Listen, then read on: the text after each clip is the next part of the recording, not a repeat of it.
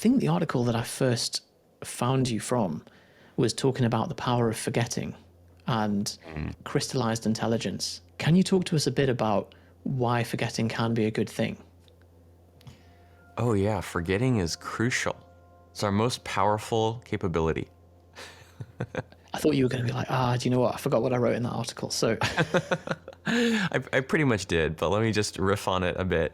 I came across this article a while back about people who have super memory. There's these people who have perfect memory. You can ask them, what were you doing, on April 15th, 1973? And they'll go, oh, I was doing this. Like, they don't forget anything. Perfect memory. They can remember, the tiniest details of things that happened years ago, decades ago. And you would think, oh, that sounds great. But it's actually awful, right? Like in the newspaper article, there's a woman who's talking about, I remember the day my husband had a heart attack and dropped dead like it was yesterday. And the memory never fades. It's always perfectly vivid and crystal clear in my mind. How awful is that, right? yeah, it comes at a real emotional cost. Seriously. And they would often describe too that these people with super memory, they can't distinguish between what matters and what doesn't.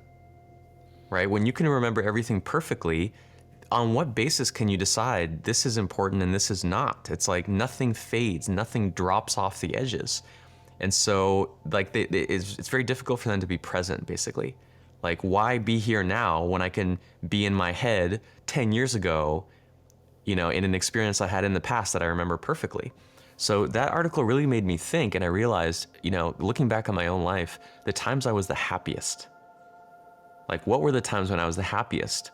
Was times that I had nothing on my mind. I just was carefree. It's a very David Allen thing to say. Absolutely.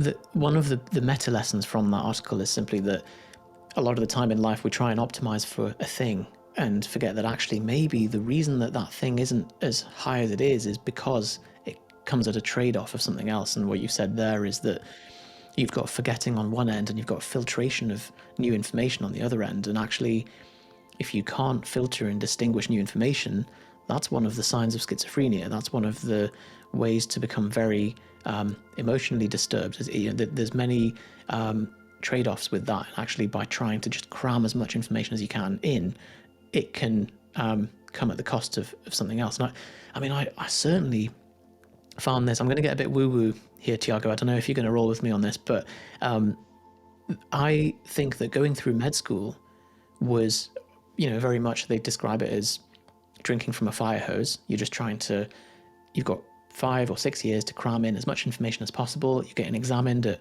very regular intervals, and it's pass or fail. So it's very much and if you fail, it's, back to the start of the year, another £9,000.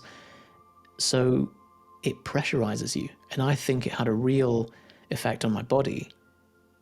And I came out, a very different person. Yes, it was valuable, but there's a certain stress load that you bring with you out of it, and you see it in all doctors. And obviously your reward for finishing is you get to decompress by doing 2 hard years in medical and surgical rotations in a hospital. So yeah, I think by trying to accelerate the process, it comes at a cost, and in this case with your body. Oh yeah. I was just talking recently to a geriatric doctor, a doctor who works with, elderly, many of whom have dementia. And she was telling, this is the most outrageous thing ever.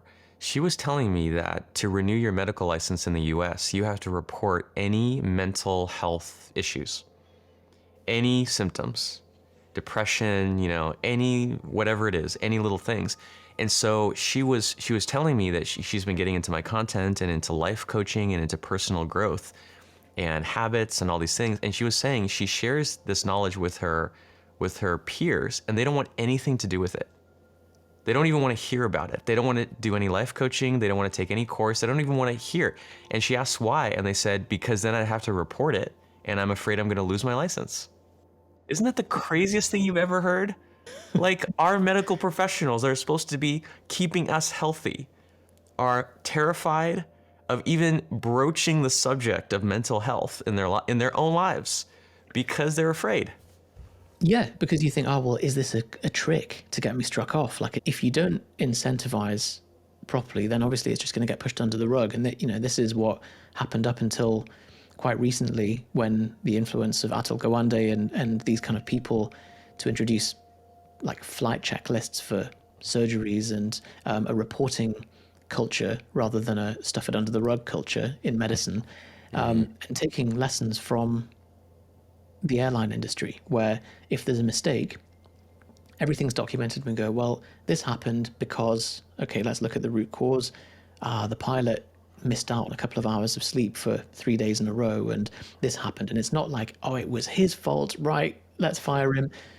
Because then it implies that humans are somehow infallible and that Yeah. the fault lies with the individual practitioner and not with the system. Yeah, I kind of feel like this is a really profound transformation we're going through as a culture. I see it in many industries. I see it across many industries. Like, I was just watching the new SpaceX documentary on Netflix, where they talk about how SpaceX is taking humans to space, the first private commercial company to do so. And they were recounting in the documentary the history of SpaceX. And the single biggest thing that stuck out to me about the documentary was SpaceX's biggest breakthrough was letting rockets blow up. They're like, we're going to let stuff explode because that's how we learn. And contrasting that with the, governmental space industry, where everything has to be perfectly known and understood and planned without any risk. Like, you may think, oh, that's good because, there's human beings' lives at stake, but it causes enormous cost overruns, huge delays, and in the end is not even necessarily safer in the long term because there's no innovation. You can't innovate when you can't take risks, when failure is impossible, and when mistakes are not allowed. So even in the freaking space launch industry, the highest stakes industry that there is, we are learning, oh, we actually have to allow ourselves to make mistakes and learn from them. Right? I think part of this too is like you said, not automatically going to shame and blame, right? Because that's what we're afraid of. Oh, if I surface a problem, I will be personally blamed and shamed. But that's just not appropriate in a business. Like, most of the time, it is not that person nefariously decided to sabotage something. That's so rare, right? Usually it was some kind of honest, understandable mistake. And like you said, by having this culture of fear, people hide those things, which then makes them worse. Absolutely. It's that no one's going to train as a pilot for 10 years and then fly for 25 years and advance their career only to deliberately screw something up. And it's interesting about the space industry. I guess we've got Zuckerberg talking about move fast and break things and letting his engineers run multiple small tests and see what works and what doesn't. With a rocket, if you don't blow it up, then what do you do when you haven't planned for that and something starts to go wrong? Like, at least you've seen what can go wrong and how to adjust for it. Exactly. So Exactly. I suppose the mistakes and forgetting are quite similar in that sense. It's just that it's happening as a microcosm inside someone's brain. There's tests and things going wrong, and then we talked about creating content and allowing your ideas to then bounce off people in a controlled experiment and see what works and what doesn't, and iterate. Do you think that this is a more of a selfish question for you? Should you mourn unneeded knowledge? If you spent 5 or 10 years learning something that is, so in my case, I've closed the door on medicine for now, and part of me is thinking, oh, but that was so many years of training and cramming stuff in there, and I'm not directly needing it at the moment. Is that wasted time? It's never wasted. It's never wasted. You learn things, maybe not the exact, technical medical knowledge, but you learn things about how to persevere. You learned how to, who you are in the face of adversity. You learn many, I'm sure, study skills, reading skills, note-taking skills, memorization skills. You learned what you don't like. That in itself is a powerful lesson. What do I not want? What do I not want to do? What do I not want to be part of? right? Like many people actually never have the courage to step away from that thing, even if they don't like it, because of what you mentioned, the sunk cost. The sunk cost that it's like I cannot afford to regret and to not utilize this investment that I've made. I think you need to mourn it. And I think I almost want to develop this, like, what would a mourning ritual for knowledge look like? Right? Like I really do think there is a sense of grief. There's a sense of grief when you have, say, access to a certain kind of knowledge that you don't use, or even like something smaller, like let's say you take notes extensively on a book, but then you realize, no, like I just took too many notes and this actually isn't useful. Even in that moment, there's a little bit of grief, right? Like, oh, but I really should keep this. I should really make use of it because I spent so much time.